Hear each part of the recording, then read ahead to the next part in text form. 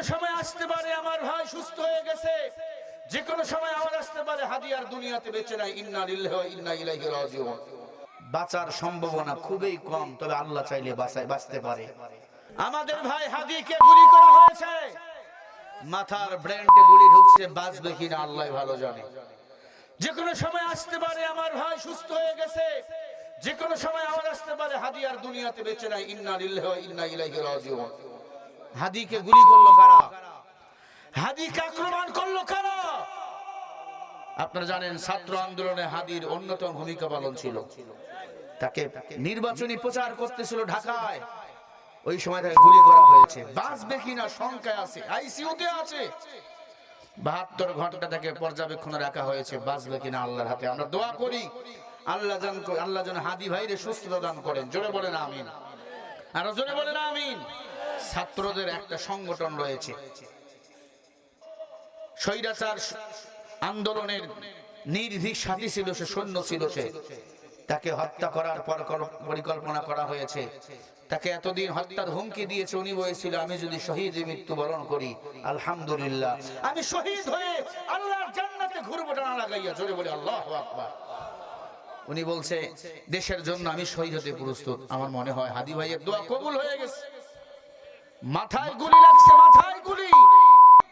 বাঁচার সম্ভাবনা খুবই কম, তবে আল্লাহ চাইলে বাঁচতে পারে। আল্লাহ সব পারে, পারে কিনা? হাদি ভাইকে যারা গুলি করেছে তাদেরকে আমরা দেখতে চাই, এদেরকে ফাঁসির রশিতে আমরা ঝুলাতে চাই। এদেরকে হাদি ভাইরে গুলি করেছে হয় আওয়ামী লীগের স্বৈরাচার, যে বা যারা আমার ভাইকে গুলি করেছে, রক্ত ঝরিয়েছে ঢাকার বুকে। ঢাকাতে এখন উত্তাপ হয়ে গেছে, ছাত্ররা আবার মাঠে নামছে। আসিফ মাহমুদ ভূঁইয়া এতদিন সরকারের ক্রিয়া উপদেষ্টা ছিল, উনি গতকাল পদত্যাগ করেছে, আজকে আবার মাঠে নামছে। স্বৈরাচার পতন বিরোধী আন্দোলনে শরীক হয়েছিল, ও আবার আজকে সেই আন্দোলনে যোগ দিয়েছে। আর স্বৈরাচারদের গোষ্ঠী সহ এই জমিন থেকে নির্মূল করার জন্য আবার আন্দোলন শুরু হয়েছে। নতুন করে যারা স্বৈরাচার হয়ে আমার ভাইকে, আমার ছাত্র ভাইদের হত্যা করতে চায়, এদের বিচার আমরা বাংলার জমিন আগে করতে চাই। ডক্টর ইউনূস স্যারকে বলবো, নির্বাচন তাড়াতাড়ি দিলেন, এটা আমরা চাইনি। আমরা চাইছিলাম দেশটার সংস্কার। আমরা চেয়েছিলাম আর কোন আলেম জেল খাটবে না, আর কোন মা বোন ধর্ষিত হবে না। তো দ্রুত নির্বাচন দিলেন, আমরা বুঝে আসে না। তবে নির্বাচনের জায়গায় নির্বাচন হবে। আমার ভাইরে গুলি করলো কে? আমার ভাই রক্ত ঝরাইলো কে? সেই রক্তের প্রতিটি ফোঁটার হিসাব আমরা বাংলার জমিনে চাই।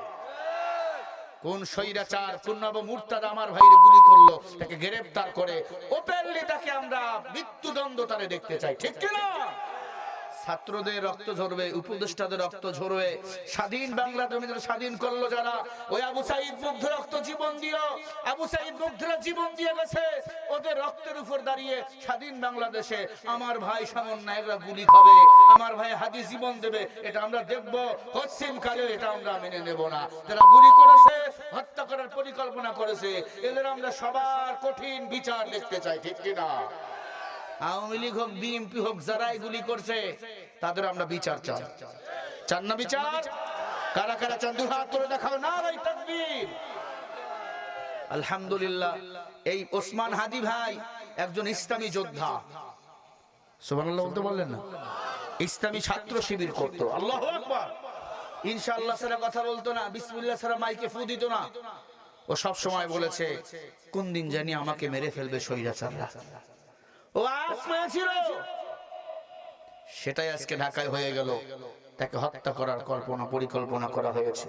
আল্লাহকে বলবো, আল্লাহ সুস্থ থাকলে হায়াত বাড়াইয়া দেন, যদি হায়াত থাকে সুস্থ করে দেন, আর যদি তুমি নিয়ে নাও তাকে জান্নাতের মেহমান বানিয়ে দিও, শহীদ মৃত্যু দান করিও। জোরে বলেন আমিন।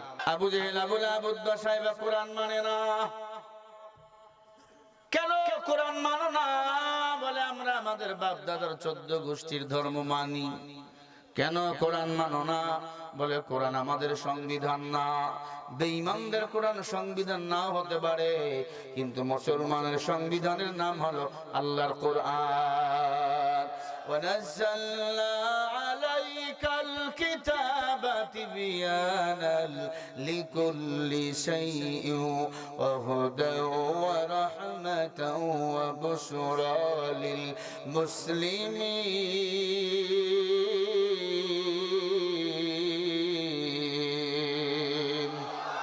আরে ভাই জোরে বলেন না আল্লাহু আকবার। আল্লাহ বলে ওয়ানাজ্জালনা নাজিল করেছি আলাইকা তোমাদের প্রতি কিতাব তিবিয়ানাল লিকুল্লি শাই এ কোরআনের সব কিছু আমি আল্লাহ দিলাম, কোনো কিছু বাদ দেই নাই। ওয়া হুদা এ কিতাব হেদায়েতের কিতাব, ওয়া রাহমাতাও এ কিতাব রহমতের কিতাব, ওয়া বুশরা লিল মুসলিমিন এ কোরআনে যা যা তুমি চাও সব কিছু আমি আল্লাহ মুসলমানের জন্য হাদিয়া স্বরূপ পাঠিয়ে দিয়েছি। জোরে বলেন সুবহানাল্লাহ, আরো জোরে বলেন। এখন বলেন সব সমস্যার সমাধান কোরআনে আছে না নাই? আরো জোরে। আল্লাহর কসম, পাকঘর থেকে পার্লামেন্ট পর্যন্ত কোরআনে সবকিছু আছে না নাই? আলীর কাছে দুই মহিলা ইয়া বলে, আলী, দুইজন মহিলা ঝগড়া করতে করতে গর্ভপাত হয়ে গেছে। বুঝেন গর্ভপাত? বুঝেন? বাচ্চা হয়ে গেছে। অন্ধকার রাতের আধারে বাচ্চা। বলেন ছেলে একটা হইছে মেয়ে একটা হইছে, দুইজনে দাবি করে ছেলে আমার মেয়ে আমার না। ও আলী, কোরআন দিয়া মাসআলা দাও, সমাধান দাও, ছেলে কার আর মেয়ে কার? আলী বলে তোমাদের না অনেক গুরু আছে, অনেক ধর্ম তারা মানে, বলে ওরা অথর্ববেদ সামবেদ গীতা পড়তে পড়তে হয়ে গেছে তিতা, ওরা জবাব দিতে পারে না। পাঠাইছে আপনার কাছে, আপনি কোরআন দিয়ে সমাধান দেন, ছেলে কার আর মেয়ে কার? দুইজনে দাবি করে ছেলে আমার মেয়ে আমার না। তখন যুগটা ছিল আয়ামে জাহিলিয়াতের যুগ। ওই সময় ছেলেদের মূল্যায়ন করা হতো, মেয়েদের মূল্যায়ন করা হতো না।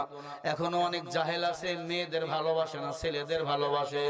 অথচ আল্লাহর হাবিব বলেন যেই ঘরে একটা মেয়ে সে হলো একটা জান্নাতের মালিক। সুবহানাল্লাহ বলেন না? বাবার কষ্ট হলে সবচেয়ে বেশি ব্যথিত হয় কে? ছেলে।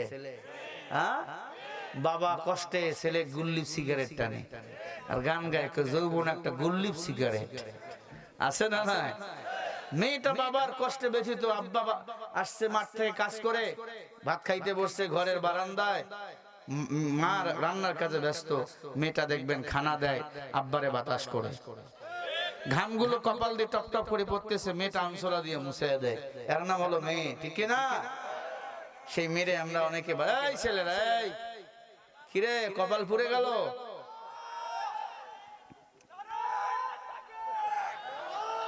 দাঁড়াও, সবখানে তাকবীর চলে না, জোশ যখন আসবে তখন তাকবীর দিচ্ছে, এখন না। ভাইরা আমার, মন খারাপ আপনাদের? হুজুর ঘটনা টটনা শুনাইবেন না? শুনাবো, তবে সব ঘটনা না, প্রেক্ষাপট অনুযায়ী কিছু কথা আপনাদের আমি শোনাবো। জোরে বলে ইনশাআল্লাহ। লড়ালড়ি করা যাবে না ইনশাআল্লাহ। ভাইরা আমার, মেয়ে আমার না, দুই মহিলা বলে ছেলে আমার। আলী বলে বসা, আল্লাহ এমন কোন সমস্যার সমাধান নাই যে কোরআনে দেয় নাই। ওয়ালা ইয়াতুনাকা বিমাসালিন ইল্লা জিনাকা বিল হক ওয়া আহসানা তাফসীরা।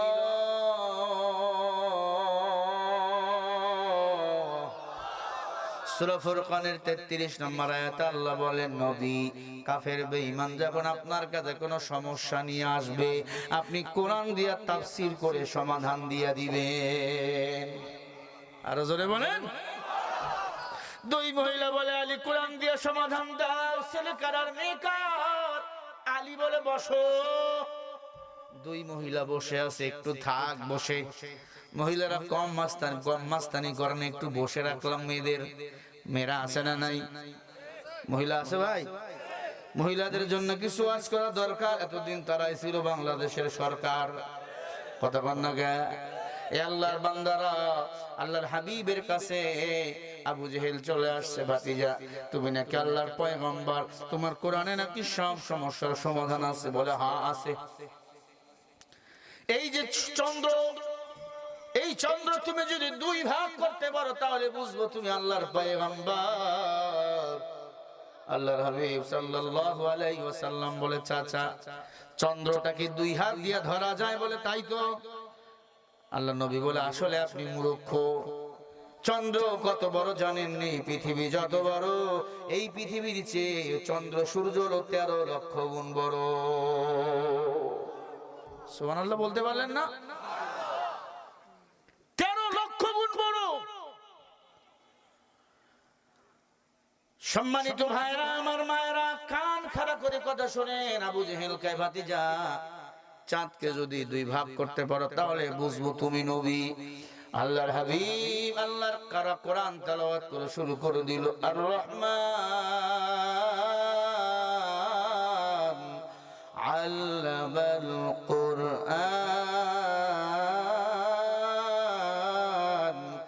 খালাকাল ইনসানা আল্লামাহুল বায়ান।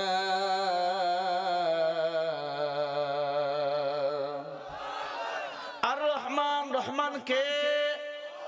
আল্লামাল কুরআন, কুরআন শিখাইছেন কে? খালাকাল ইনসান, মানুষ বানাইছেন কে?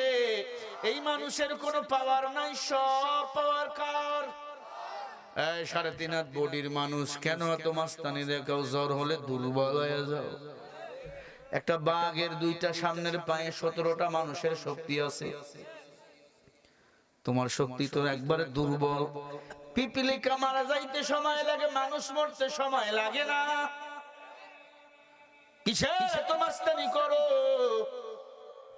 আল্লাহ বলে, হাবিব আমার স্মরণ করলেন কেন? বলে, আল্লাহ আল্লামাহুল বায়ান, তুমি তো আমার জ্ঞান দিয়েছো, তুমি কথা বলার শক্তি দিয়েছো। আল্লাহ আমার চাচা আইছে, চাঁদ যদি 2 ভাগ হয় সে নাকি ধরে নিবে আমি নবী।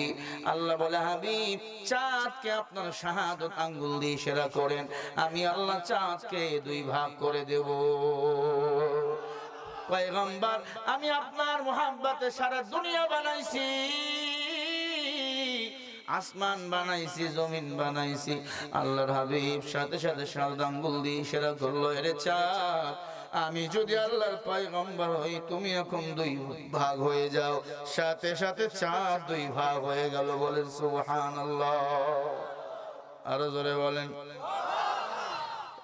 আবু জেহেল তাকায় রইল, হায় রে, একটু আগে 4টা ছিল এক জায়গায়, এখন 2 ভাগ। শুধু তাই নয়, 4টারও নিচে এসে আমার রাসূলকে সালাম দেয়, নবীজি আপনি আমাকে 2 ভাগ করেছেন, আমি আনন্দিত। আল্লাহু আকবার। ওগো পয়গম্বর, আর কি করতে পারি বলেন? আবু জেহেলের মাথা গরম, চাঁদ 2 ভাগ হয়ে গেল। কিছুক্ষণের মধ্যে আবার দৌড় দিয়ে এসে বলে, ভাতিজা বলো হাতের মুষ্টির ভিতর আমি কি নিয়েছি? আবু জেহেল কিছু পাথর নিয়েছিল। পাথর? বলো আমি মুষ্টির ভিতর কি নিয়েছি? আল্লাহ রাসূল ডাক দিয়ে বলে, চাচা আমি তো জানি না। ওয়া মা আতাকুমুর রাসূলু ফাখুযু ওয়া মা নাহাকুম ফান্তাহু। আমি গায়েবের মালিক না, গায়েবের মালিক আল্লাহ। তবে চাচা হাতের মুষ্টির ভিতর কি নিয়েছেন আপনি না, আমি না জানলেও জানেন আমার আল্লাহ। আল্লাহর হাবিব ডাক দিয়ে বলে, আল্লাহ কি নিয়েছে আবু জেহেল হাতের মুষ্টির ভিতরে একটু জানিয়ে দেন। আল্লাহ বলে, হাবিব পাথর হাতের মধ্যে নিয়েছে। আবু জেহেল বলে, ভাতিজা তুমি যদি নবী হও বলো আমার মুষ্টির ভিতর কি? আল্লাহর হাবিব ডাক দিয়ে বলে, আল্লাহ কি করব? আল্লাহ বলে, হাবিব আপনি পেরেশান হবেন না, আবু জেহেলের হাতের মুষ্টির ভিতরে যে পাথর রয়েছে সেই পাথর আপনার পরিচয় আবু জেহেলকে করে দিবে। সুবহানাল্লাহ। এরে আল্লাহর বান্দা, সাথে সাথে আল্লাহর হাবিব বলে, চাচা তোমার হাতের মুষ্টির ভিতর পাথর। কয়টা পাথর? কয় 5টা পাথর। আবু জেহেল পাথরগুলো খুলে দেখে পাথর থেকে আওয়াজ বাহির হয়, লা ইলাহা ইল্লাল্লাহু মুহাম্মাদুর রাসূলুল্লাহ সাল্লাল্লাহু আলাইহি ওয়াসাল্লাম। আবু দাউদ শরীফের মধ্যে ঘটনা লেখা হয়, আল্লাহর হাবিবকে ডাক দিয়া বলে, একটু দাঁড়াও, আমি একটু ঘর থেকে বাইরে আসি। আবু জেহেল দৌড় দিয়ে ঘরে চলে গেল। আবু জেহেলের উপদেষ্টা ছিল তার বউ। আবু জেহেলের বউয়ের নাম ছিল নেকড়া। নেকড়া শব্দের অর্থ হচ্ছে অনির্দিষ্ট।